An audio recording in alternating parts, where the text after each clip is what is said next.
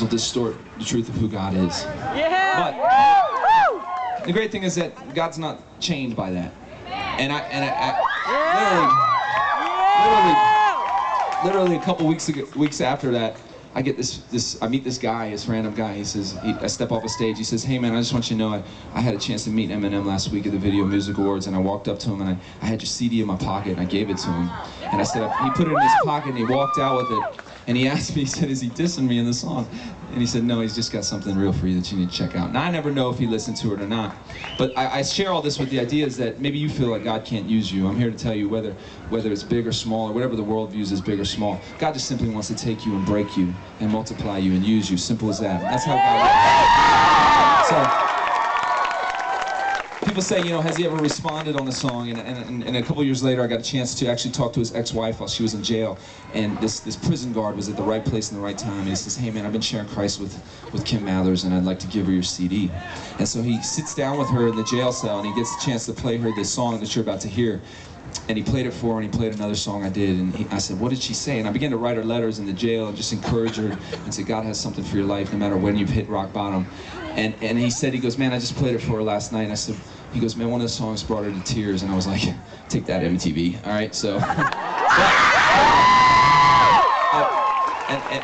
I want to continue this because sometimes this is the way life works, is that we have huge peaks and huge valleys. And a couple years after that, I step off an airplane and I get this frantic voicemail message, and this guy says, man, they did you wrong, man. That's wrong, but you know God's in control. Click. And that's all he says on the voicemail. And I said, what's going on? And I call him back and he says, man, VH1 out of nowhere just ran the 40 worst moments in hip-hop. He says, they put you at number 26, and they said, because you prayed for Eminem, because you talk about who Jesus is, and because you do quote-unquote Christian music, that's not a hip-hop thing. They made me one of the 40 worst moments in hip-hop because of that. Hold on. But it made me stop and think and examine who I was. And if me aligning myself with who Jesus is in my life, that makes me not hip-hop, then that's certainly, you know what? I don't want to be hip-hop. Simple as that. And actually, on Eminem's, not his last record, but the record before, he has a song called Be Careful What You Wish For. And he talks about in the third verse, he says, I got a letter from a fan who said he'd been praying for me. He said, it's been weighing on my mind heavy. And he goes on to talk about in that verse, he says, I appreciate the prayers. He said that. And I just want to encourage you that as you share Christ with those around you, just let your life shine.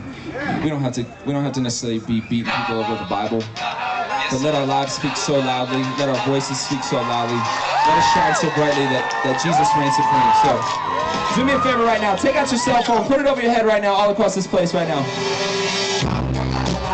If you notice, as you begin to hold up the light, we begin to light up the darkness together. That's what it means to whom I make this up. Hey yo, dear Slim, I never wrote you open calling. It's been a couple years now since I wrote that song, and a lot has changed now for you and I had no clue that I'd be writing this song to you and it would change some lives. Kids with tears in the eyes, they now come up to me, showing love to me and telling me that they look up to me. The effects of me, man, it's really kind of strange to see. Only want to share with you now what Jesus done for me. It's a whole other side of things that I come to see. It's a huge influence you got upon this industry, but enough for me, cause it's not what I came to say to you. Not a day goes by when I'll take time to pray for you. I'm sorry for what your mom and dad did to you, but I can relate with you, cause what I see is what I've been into. I know there's a lot of pain and hurt now that you've been through, but never forget there's a real love for our day for you. Come on! If you know that real love tonight, to whom I ain't concerned, this goes out